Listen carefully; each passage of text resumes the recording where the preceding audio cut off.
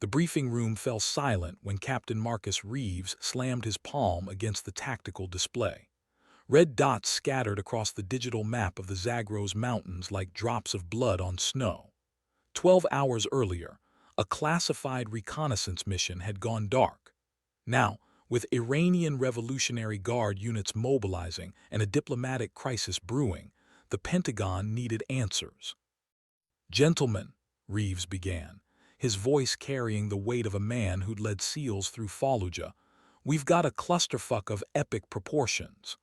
Our birds went down in hostile territory, and Washington wants them extracted before the Iranians parade our tech on international television."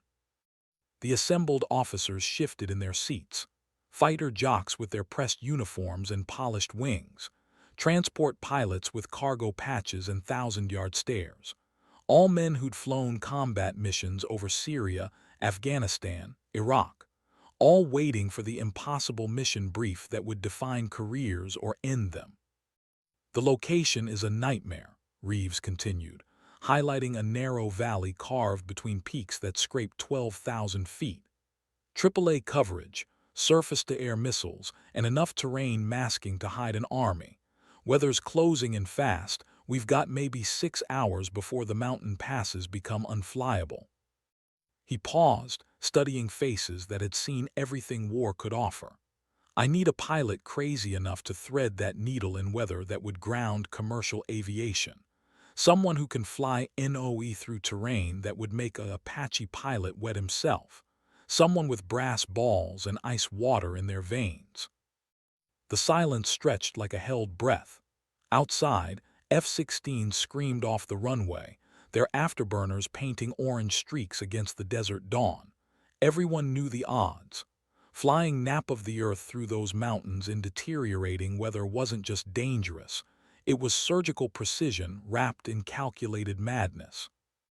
"So?" Captain Reeves asked, scanning the room with eyes that had seen too many good men die in bad places. "Any pilots alive in here who think they can pull this off?" The question hung in the air like smoke from a distant explosion. Chairs creaked. Someone cleared their throat. The room's ventilation system hummed its mechanical song. Then, from the back corner where shadows gathered like old secrets, a figure rose. Not with the swagger of a hotshot pilot or the bravado of someone trying to prove themselves. Just calm, deliberate movement that spoke of decisions made long before words were spoken. Major Kestrel Nightjar. Thorne stood 6 feet tall in flight boots that had walked through more combat zones than most of these officers had seen on maps. Her auburn hair was regulation short, tucked behind ears that had heard enemy missiles lock on more times than she cared to count. The room's attention shifted like iron filings drawn to a magnet. Every eye found her, and in that moment, something fundamental changed in the briefing room's atmosphere. Captain Reeves blinked twice, as if trying to process what he was seeing. His mouth opened, then closed, then opened again without sound emerging. The great tactician, the man who could coordinate multi-team operations across 3 time zones while calling in close air support, had been rendered speechless by a woman who simply stood up. Kestrel didn't speak immediately. She let the silence build, let it become a living thing that filled the spaces between heartbeats. Her green eyes surveyed the room with the patience of a predator that knew the hunt was already won. When she finally spoke, her voice carried the quiet authority of someone who had earned every word through blood, sweat, and the kind of nights that tested souls. "I'll take the mission, Captain." The words landed like precision ordnance, direct, unavoidable, final. Major David "Cowboy" Harrison, a B-1 pilot with more swagger than sense, leaned back in his chair with a smirk that had charmed half the nurses at Ramstein Medical. "Sweetheart, this isn't a cargo run to Germany. We're talking about threading mountains in weather that'll kill you before the SAMs get a chance." Kestrel's expression didn't change. She'd heard variations of this song for 15 years, in every briefing room from Kandahar to Kuwait. Her silence stretched just long enough to make Harrison's smirk waver, just long enough to let doubt creep into his voice. "Ma'am," he added, the courtesy title sounding forced. "I'm just saying maybe this one's better suited for someone with more aggressive flying experience." Lieutenant Colonel Jake Wizard Morrison, an A-10 pilot whose Warthog had more kill marks than a serial killer's tally sheet, nodded toward Kestrel with something approaching respect. "Harrison's got a point. Those mountains will eat you alive if you hesitate for even a microsecond. It's not about gender, it's about having the stones to push a bird beyond its limits while missiles are kissing your exhaust." The other pilots murmured agreement. These were men who'd flown through hell's own weather, who'd brought damaged aircraft home on prayers and aviation fuel fumes. They weren't being dismissive out of malice. They were protecting one of their own from a mission that had suicide written in small print. Captain Reeves found his voice again, though it carried less certainty than before. "Major Thorne, I appreciate your willingness to volunteer, but perhaps we should consider pilots with more relevant experience for this type of operation."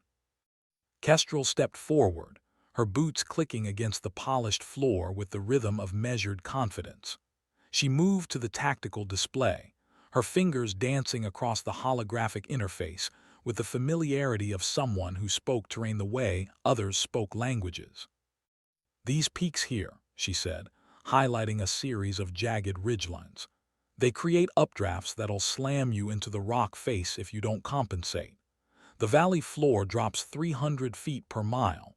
You've got exactly 47 seconds to navigate the throat before you're committed to the approach." Her finger traced the ingress route with surgical precision. "SAM sites here, here, and here. Mobile AAA positions likely staged along these ridge lines. If you come in above 500 feet AGL, you're painting yourself for every targeting system within 50 miles. The room had gone quiet again, but this was a different silence. This was the silence of professionals recognizing expertise when they heard it. "The weather front moves through in patterns," she continued, calling up meteorological data that painted the mountains in swirling blues and grays. 30-minute windows where visibility drops to near zero, but the radar signature scatters. That's your opening, if you know how to fly instruments in mountainous terrain while pulling 4GS in a turn radius that would snap most aircraft apart." Captain Reeves leaned forward, his skepticism warring with growing interest. "You seem to know these mountains pretty well, Major." Kestrel's smile was thin as a blade's edge. "I've flown this route before, Captain. Different mission, same geography. The Iranians have been using this valley as a smuggling route for years. I've been hunting their convoys through here since 2019. The revelation hit the room like a flashbang grenade. Every pilot understood the implications immediately. She wasn't just familiar with the terrain. She was a predator who knew every hunting ground, every hiding spot, every kill zone in those mountains. Major Harrison's smirk had evaporated completely. He shifted in his seat, suddenly looking like a man who'd brought a knife to a gunfight and only just realized it. "What aircraft?" Morrison asked, his tone completely different now, professional, respectful. "Modified F-15E," Kestrel replied. "Strike Eagle configured for deep penetration reconnaissance, terrain-following radar, electronic countermeasures package, and enough ordnance to level a city block if things go sideways." She turned to face Captain Reeves directly, her green eyes holding his without wavering. "The birds you lost, they were carrying sensitive equipment that cannot fall into enemy hands. I know what they were carrying because I've carried the same packages. I know the terrain because I've bled over it. And I know the enemy because I've been killing them in these mountains for the better part of a decade." The briefing room felt smaller suddenly, as if her words had compressed the air itself. Every man present understood they were in the presence of something rare, a pilot who didn't just fly missions but lived them, breathed them, became them. Captain Reeves studied her for a long moment, his tactical mind weighing variables against probabilities. "Your call sign Nightjar. That's not a standard designation." Kestrel's expression remained unchanged, but something flickered behind her eyes. Memory, perhaps, or pain that had been compressed into purpose. It's a bird, Captain, flies at night, hunts in terrain others can't navigate, makes no sound when it kills. The explanation landed with finality that brooked no further questions. But Morrison, veteran of too many missions to count, heard the deeper story buried in those words. "How many combat sorties?" he asked quietly. 237, she replied without hesitation. 17 aircraft destroyed, 42 ground targets eliminated, 3 successful CSAR operations in denied airspace. The numbers painted a picture that no amount of swagger could match. These weren't statistics. They were a career built on the kind of missions that separated the living from the dead through margins measured in milliseconds and inches. Captain Reeves made his decision with the same certainty that had made him one of the Navy's most effective special operations commanders. "Major Thorne, you have the mission. Brief your flight plan to my staff in 30 minutes. Launch window opens at 600 tomorrow." He turned to address the room. "Gentlemen, I suggest you pay attention to her brief. You might learn something about flying in places where angels fear to tread." As the other pilots filed out, several nodded toward Kestrel with newfound respect. The dismissive comments and patronizing smirks had evaporated, replaced by the professional acknowledgement that warriors gave to proven killers. But Harrison lingered, his pride still smarting from being outclassed so completely. "Major, I hope you know what you're getting into. Mountains don't care about your gender or your experience. They just kill." Kestrel was gathering her materials, but she paused to look at him.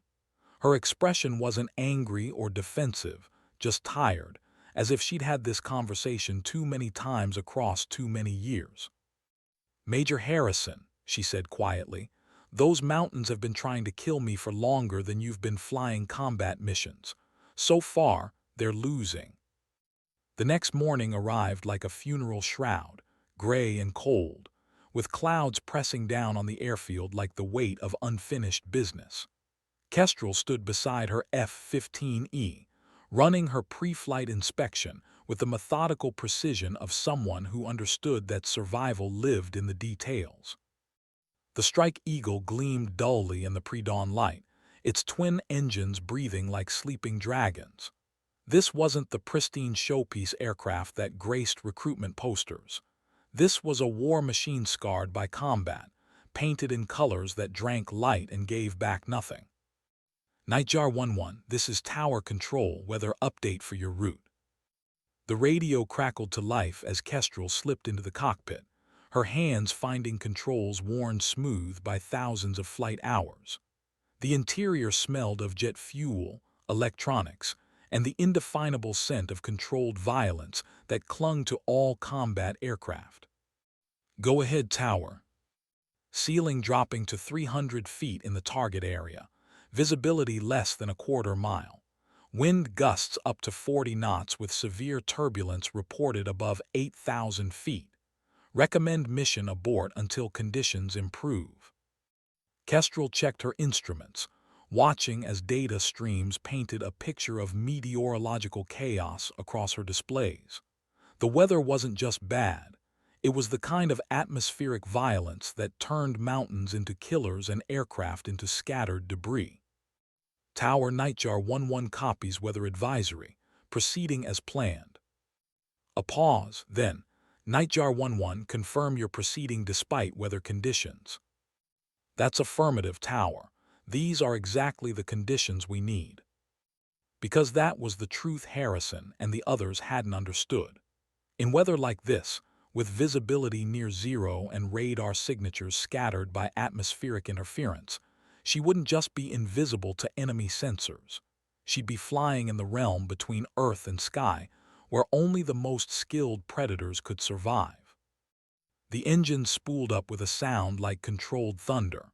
Through her headset, she could hear tower control coordinating with other aircraft, clearing airspace, updating flight plans. But there was something else in their voices, a tension that spoke of people watching someone walk toward almost certain death.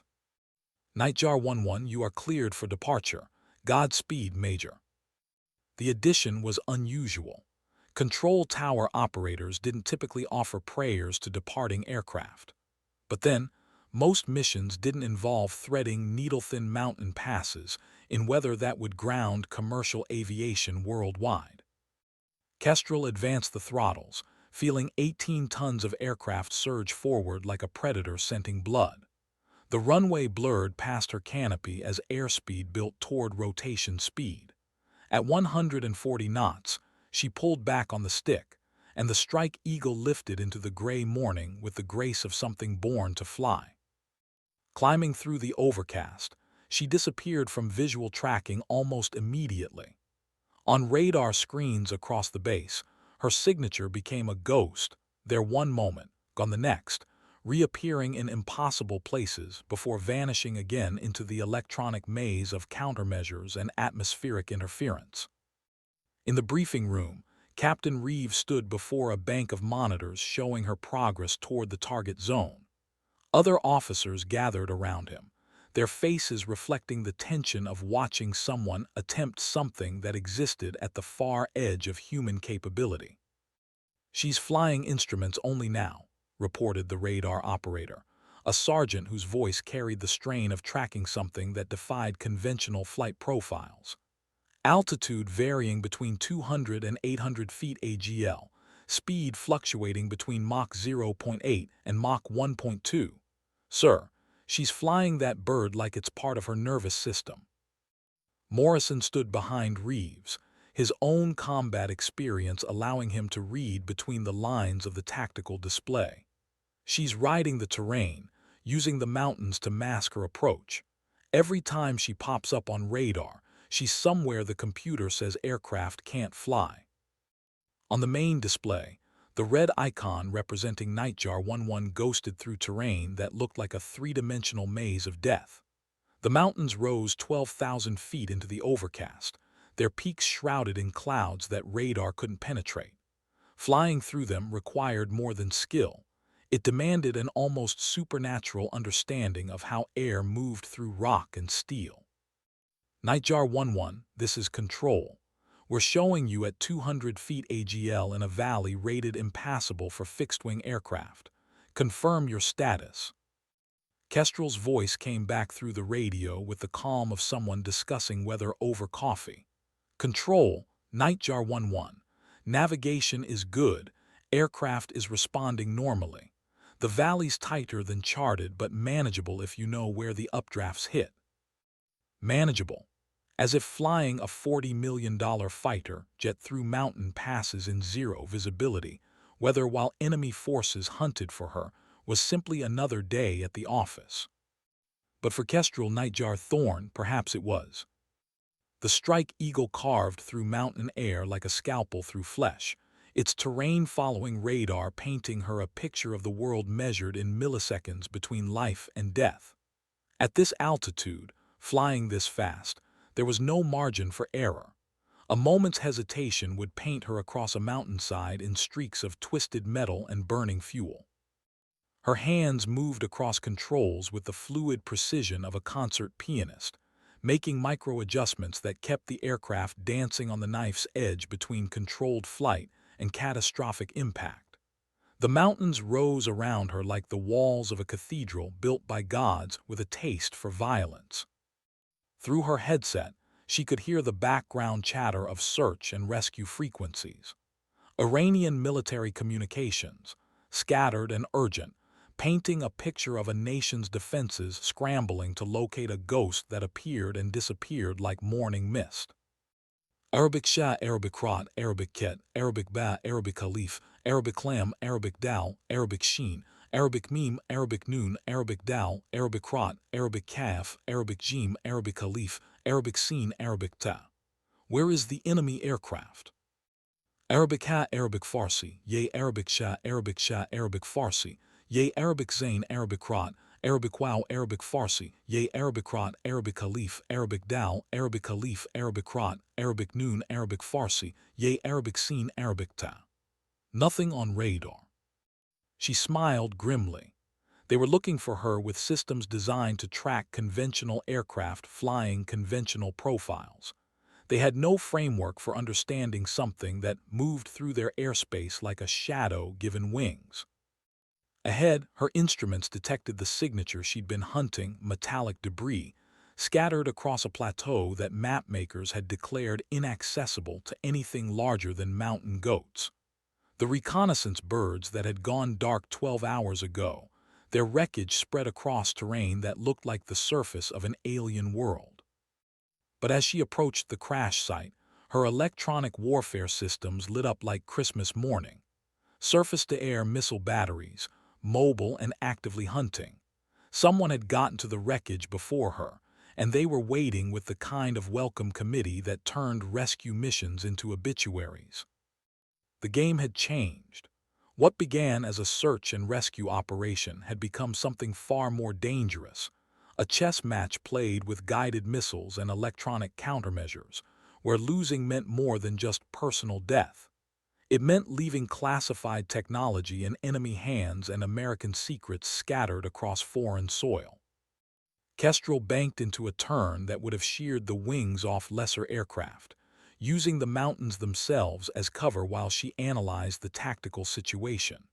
Her instruments painted a picture of overlapping kill zones designed by someone who understood how American pilots thought, how they moved, how they died. This wasn't random enemy activity. This was a trap, carefully prepared and expertly baited. And she had flown directly into it. Control, Nightjar 1-1. I have multiple SAM systems active at the target location. This site is heavily defended. Captain Reeves's voice came back immediately, tight with concern. Nightjar 1-1, recommend immediate extraction. We can retask another mission when the situation stabilizes. Kestrel studied her displays, analyzing angles and distances, calculating probabilities that existed in the space between courage and stupidity. The enemy had positioned their defenses well, overlapping fields of fire that covered every conventional approach route. But they had made one mistake. They had planned their trap for conventional thinking. Negative control, I'm going in. The words carried finality that brooked no argument. In the briefing room, every man present understood they were witnessing something that would be discussed in military academies for decades, assuming anyone survived to tell the story. Morrison leaned forward, his voice urgent. Nightjar, those SAM sites will light you up the moment you break cover. There's no way through that kill zone. Roger, Control, but there might be a way under it. What followed next would be analyzed by tactical experts, studied by military historians, and whispered about in pilot bars until the end of time. Because Major Kestrel Nightjar, Thorne didn't just push her aircraft beyond its design limits. She pushed the very concept of flight into territories that existed beyond the edge of sanity. She dove. Not the controlled descent of normal aviation, but a screaming plunge toward Earth that used gravity as both weapon and ally. The Strike Eagle fell like a meteor, its engines howling protests that could be heard for miles. At this angle, at this speed, the aircraft wasn't flying. It was barely controlled, falling with delusions of aerodynamic grandeur. The mountains rushed toward her canopy with the inevitability of mathematics. Her altimeter unwound like a clock measuring the end of time. 800 feet, 600, 400, 200. At this altitude, flying this fast, the margin between success and disaster was measured in fractions of seconds. At 50 feet above the valley floor, she pulled out of the dive with a maneuver that stressed the airframe beyond manufacturer specifications. G-forces that would have rendered most pilots unconscious compressed her into her seat like the fist of an angry god. But she had trained for this, lived for this, been shaped by years of combat into something that could function where others would die. Now she flew in the radar shadow of the mountains themselves, invisible to enemy sensors that searched the sky above while death itself scorched through the valleys below. The SAM sites that had seemed impregnable suddenly became irrelevant, Their targeting systems couldn't track something that didn't exist in their field of view. Jesus Christ, Morrison whispered in the briefing room, watching her aircraft's signature thread through terrain that shouldn't have been survivable. She's flying nap of the earth in mountains, in weather, at 500 knots. Captain Reeves stood silent, recognizing that he was witnessing something that transcended normal military operations. This wasn't just piloting, it was artistry performed with engines and aluminum, poetry written in contrails and courage. The crash site appeared ahead of her like a scar across the plateau. Twisted metal and scattered debris painted a story of violence and failure across rocks that had witnessed the deaths of aircraft and dreams. But as she overflew the wreckage, her sensors detected something that made her blood run cold. The debris field was too clean, too organized. The sensitive equipment that should have been scattered across acres of mountainside had been carefully collected and staged for transport. This hadn't just been a crash, it had been a recovery operation. The technology the Pentagon feared might fall into enemy hands already had. Kestrel banked into a tight orbit around the plateau, her mind racing through implications and options. The primary mission, securing the wreckage, had become impossible, but there might be a secondary objective that could salvage something from this disaster. Her electronic warfare systems painted a picture of enemy forces converging on the area: transport helicopters, ground units, and enough electronic surveillance to track a Sparrow at 30 miles. They weren't just recovering wreckage, they were documenting everything, cataloging American capabilities, preparing to disseminate classified information to anyone willing to pay for it. The choice crystallized with the clarity that came only in moments of absolute decision. She could extract safely, report the loss, and let geopolitical consequences play out in conference rooms and congressional hearings. Or she could do what she had been trained to do since her first day in the cockpit. She could fight. Control Nightjar 11. Target is compromised. Request permission to engage. The radio silence that followed her transmission spoke volumes.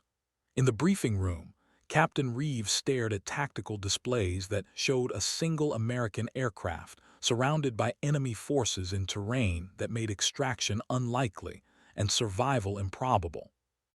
Nightjar 11, you are outnumbered at least 20 to 1. Recommend immediate extraction. Kestrel's laugh came through the radio like winter wind through steel. Control, I've had worse odds. And perhaps she had. Her service record was classified at levels that required congressional clearance to read, but rumors filtered through the pilot community like smoke through battlefields. Stories of missions that officially never happened, of aircraft that appeared and disappeared like ghosts, of an aviator who flew in places where others died and somehow always came home. But this felt different, final somehow, as if all those previous missions had been preparation for this moment, when everything she had learned about flying and fighting and surviving would be tested against mathematics that heavily favored death. She armed her weapons systems and began hunting. The enemy had made another mistake in their tactical planning. They had assumed American pilots would flee when outnumbered, would prioritize survival over mission completion. They had no framework for understanding someone who viewed impossible odds not as obstacles, but as target-rich environments. The first SAM site died in fire and thunder, its radar dish vaporized by a missile that appeared from an approach angle the operators had deemed impossible. Before they could process what had happened, Nightjar 11 had disappeared back into the radar shadow of the mountains, invisible and hunting. Arabic meme, Arabic Farsi, Ye Arabic Sin, Arabic Khalif, Arabic Farsi, Ye Arabic Lam, Arabic Khalif, Arabic Zain, Arabic Kaf, Arabic Jim, Arabic Khalif, Arabic Khalif Mamduda, Arabic meme, Arabic Dao. Where did the missile come from? Arabic Noon, Arabic meme, Arabic Farsi, Ye Arabic Dal, Arabic Khalif, Arabic Noon, Arabic meme. Arabic ha, Arabic wow, Arabic alif, Arabic pa, Arabic Farsi, ye, Arabic meme, Arabic alif, Arabic kaf, Arabic jim, Arabic alif, Arabic sin, Arabic ta. I don't know. Where is the aircraft? Panic crept into their communications as professional soldiers realized they were being hunted by something that moved according to rules they didn't understand. Every time they achieved radar lock, the target vanished. Every time they thought they had calculated her position, death arrived from an unexpected vector. The second SAM site lasted 30 seconds longer than the first, its crew managing to launch 2 missiles before their position became a crater filled with twisted metal and electronic debris. But their missiles chased shadows, while the real threat materialized from angles that existed outside conventional tactical doctrine. In the briefing room, officers watched displays that painted an impossible picture. A single aircraft systematically destroying ground targets while evading return fire that should have been inescapable. The electronic warfare displays looked like abstract art painted in electromagnetic signatures and probability calculations. "How is she doing this?" Harrison whispered, his earlier arrogance replaced by something approaching awe. Morrison, veteran of more combat missions than most pilots flew in peacetime, shook his head slowly. "She's not just flying that aircraft. She's become it.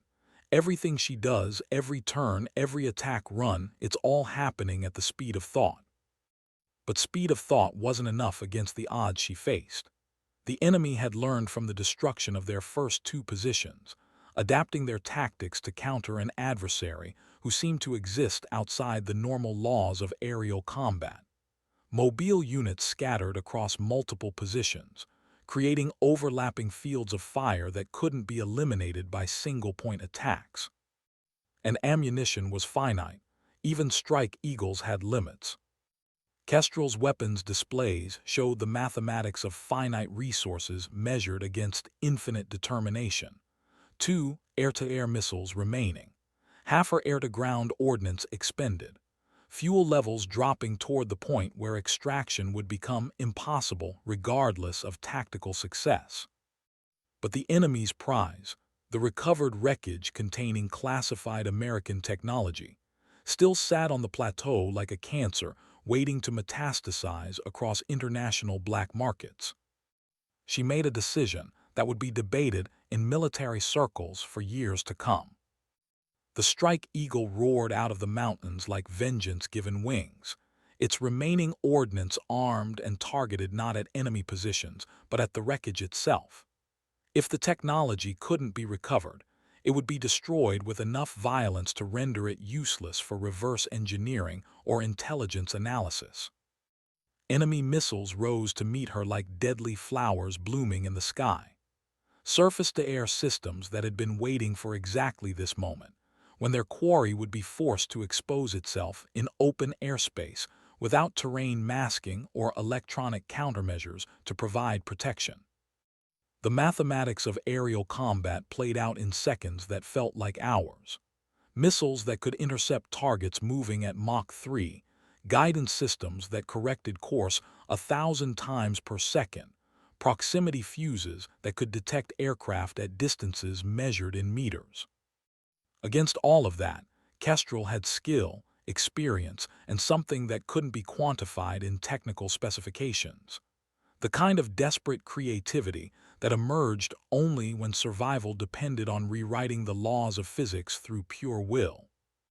She launched her remaining air-to-ground missiles at the wreckage, then threw the Strike Eagle into maneuvers that existed at the intersection of aerodynamics and prayer. Barrel rolls that bled off energy while changing direction, negative G pushes that used gravity as an ally, turns that stressed the airframe beyond anything contemplated by engineers who had designed the aircraft for more conventional warfare. The missiles found their targets. American technology that might have revealed classified capabilities vanished in explosions that could be seen from orbit, but enemy missiles found their target too. The first warhead detonated close enough to shower her aircraft with shrapnel that punched through aluminum skin like angry wasps. Warning lights illuminated across her instrument panel, painting the cockpit in reds and ambers that spoke of systems failing and options narrowing. The second missile missed by inches rather than feet, its proximity fuse confused by electronic countermeasures that turned targeting solutions into electronic noise. But the third missile, launched from a position she hadn't detected, arrived with the mathematical precision of guided death. The warhead detonated 30 feet from her starboard engine, close enough to turn precision aircraft into a collection of parts held together by momentum and stubborn refusal to acknowledge reality. The Strike Eagle shuddered, yawed, and began the kind of uncontrolled flight that typically ended in smoking craters and closed casket funerals. Nightjar 11, we're showing major system failures. What's your status? Kestrel's voice came through the radio, distorted by static and the sound of an aircraft coming apart around her. Control, I've got multiple system failures, engine fire warning, and flight controls that are more suggestion than actual authority. She was flying a crippled machine through mountain terrain in weather that made visual navigation impossible, with enemy forces vectoring toward her probable crash site like vultures circling wounded prey. Every pilot in the briefing room understood the mathematics. This was how careers ended, and names got carved into memorial walls. But Kestrel Nightjar, Thorne had built her reputation on flying damaged aircraft home from places where other pilots died. She had made the impossible look routine so many times that squadron mates had stopped betting against her survival. The crippled Strike Eagle limped through mountain passes that existed at the margins of controlled flight, its pilot nursing damaged systems and failing engines with the kind of intimate knowledge that came from years of pushing machinery beyond its design limits. Every vibration, every change in engine tone, every fluctuation in instrument readings told her something about what was still possible and what had moved beyond hope. Control, Nightjar 11. I'm going to try something that's either brilliant or spectacular stupid. If this doesn't work, it's been an honor flying with you gentlemen. Captain Reeves leaned forward, his voice tight with concern. Nightjar, whatever you're planning, remember we need you to come home.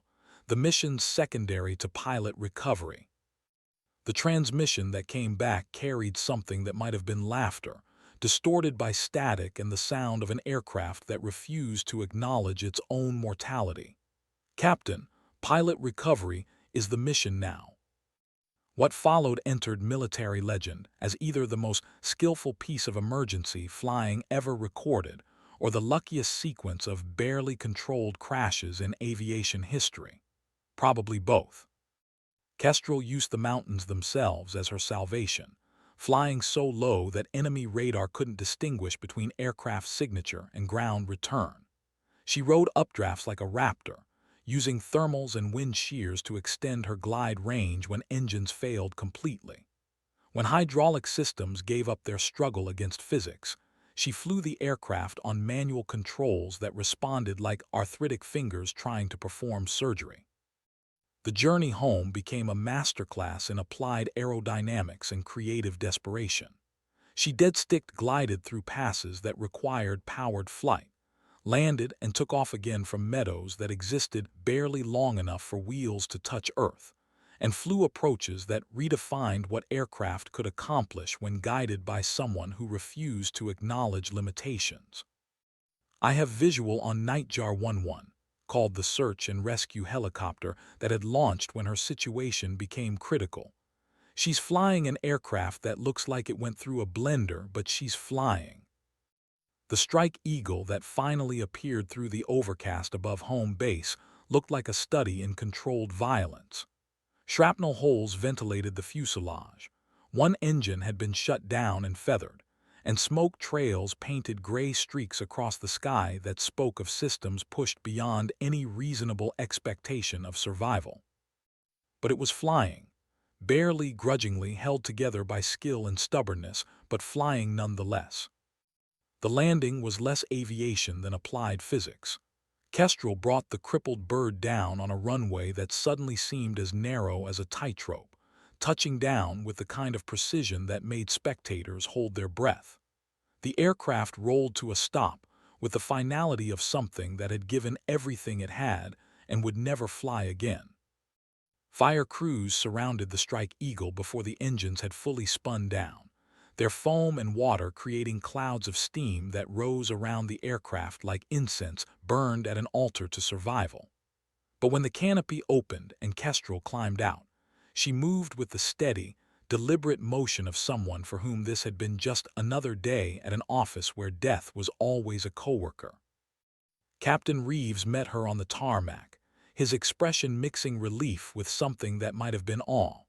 Around them, ground crews and support personnel gathered at respectful distances, understanding they were witnessing something that would be talked about for years.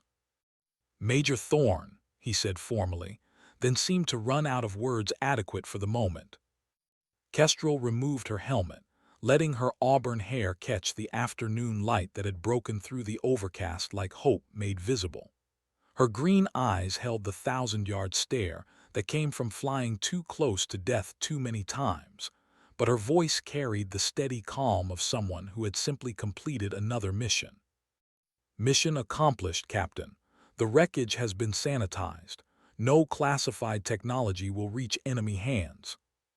The briefing room had emptied during her return flight, but Harrison and Morrison had remained, watching radar tracks and listening to radio transmissions that painted a picture of aerial combat that existed beyond the normal boundaries of military operations. When she entered for debriefing, both men stood with the kind of automatic respect that warriors reserved for proven killers. "Major," Morrison said quietly, "I owe you an apology. We all do." Kestrel looked at him with eyes that held too much experience and not enough sleep. "No apologies necessary, Colonel. You were protecting someone you thought might not be able to handle the mission. That's good leadership." She moved to the tactical display, her fingers tracing the route she had flown through mountains that mapmakers called impassable.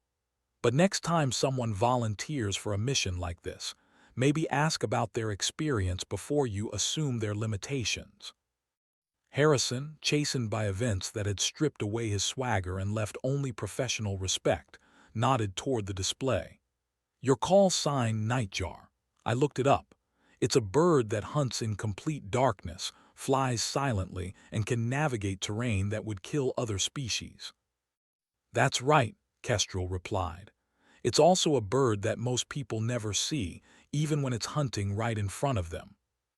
The words carried weight that settled into the briefing room like truth made audible. For 15 years, she had flown missions in the spaces between official acknowledgement and operational necessity. She had been the pilot they called when other pilots couldn't go.